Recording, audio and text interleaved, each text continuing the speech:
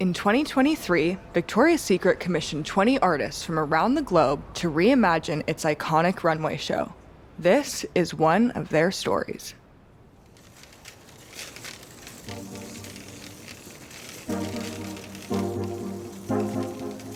What inspires my designs fundamentally is celebrating all of those parts of the body that we've been conditioned to hide as women. Yeah, this looks great.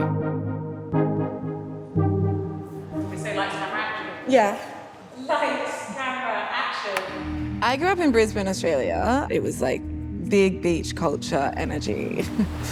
And I remember going to a beach and getting, called fat, and it just like seeps into my reality and just changed my own perception on my body and made me feel like I was this gross monster.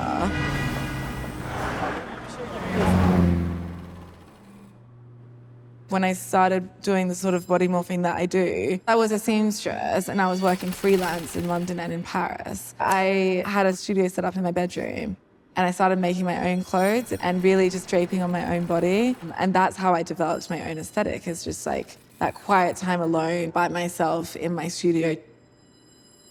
It was really purely about me working through my insecurities. But I think as time went on, I started getting censored from Instagram, getting hate comments, and like either I internally censored myself or by people online. There's so many emotions that I'm feeling right now. I'm on my way to Ohio to visit the Victoria's Secret archive. In the archive hosts almost all of the runway looks that have ever walked down the iconic Victoria's Secret runways. And these looks are the birthplace for so much of the beauty standards that I actually fight against in my work.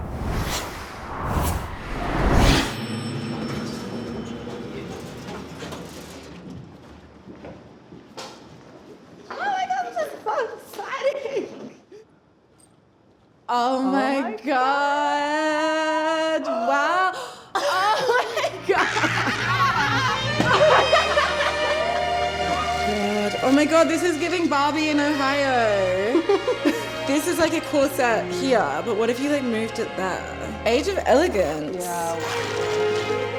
Is this a skirt or is this wings? I wish I could tell my like 14-year-old self. Yeah. Don't lose the pound, girl. Give us a runway. Woo! I love pink. I think I was definitely one of those people when I first saw your work. Like, I found it really triggering, and like I found it actually just hard to look at because it reminded me of being an overweight kid and wearing clothes that were just too tight for me, and I couldn't accept my own body. And like, I think just spending more time with you, it's really helped me reimagine what might be possible and like, Yeah. And I think That's it's, really nice but I to do, hear. because there's so much about our bodies that we're not allowed to talk about. Right. There's so much of your bodies that you're not allowed to show, let alone then talk about. Something that I've come to understand is like such a universal feeling of not feeling like you can fit into clothes or feeling like your body isn't good enough.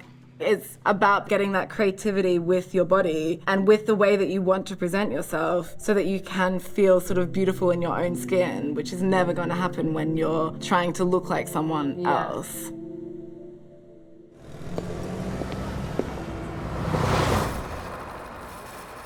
I wanted to sort of take the idea and the fantasy of what an angel was in the past decades of Victoria's Secret, and I wanted to flip it on its head and say anyone can be an angel. It's all about your mentality. And if you want to be an angel, you can be. You can be a trans angel. You can be a plus size angel. And it's one thing to be like, yeah, okay, whatever. Everyone's beautiful, like, move on. We've heard that 1,000 times. It's about physically showing it and about making the people wearing the clothes feel that beauty.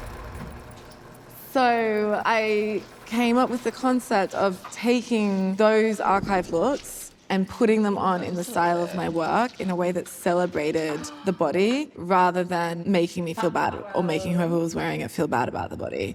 Like fishtail, mermaid, Like French hourglass moment. It's like the idea is to make it look like natural. Yeah, but not natural at the same time. Like Yeah. the fantasy. Like that's you. Exactly. Like you're a fairy. I want to be like an intimidating, ethereal fairy nymph. I feel like were fairies born with those clothes on? I feel like yes. Like they don't have seamstresses. They never chop and change either. They Yeah. like stick. Oh my god, this is like the fantasy. It looks so good. You know, I'm working with models, I'm working on myself, but at the same time I'm creating these fantasies. It's me developing my voice, but also figuring out what I'm trying to say and who I'm trying to say that with. What keeps work unique and what keeps work sort of progressive is not trying to make it unique and progressive, it's just that element of play and allowing yourself to be spontaneous and allowing yourself like freedom in expression. Okay, cool guys, I'm gonna put my Michaela Stark on. Ready? Yeah, I'm excited.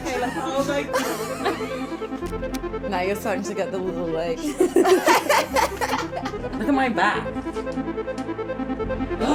Wow. It's great. I don't usually get to play my fantasy out through my expression of clothing, and you're taking the helm of driving me there now.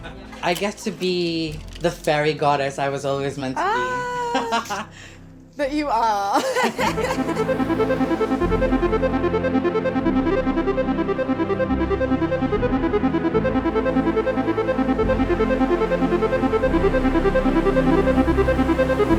It's the fantasy, It's the basically. fantasy. And it's a moment of like liberation. Literally.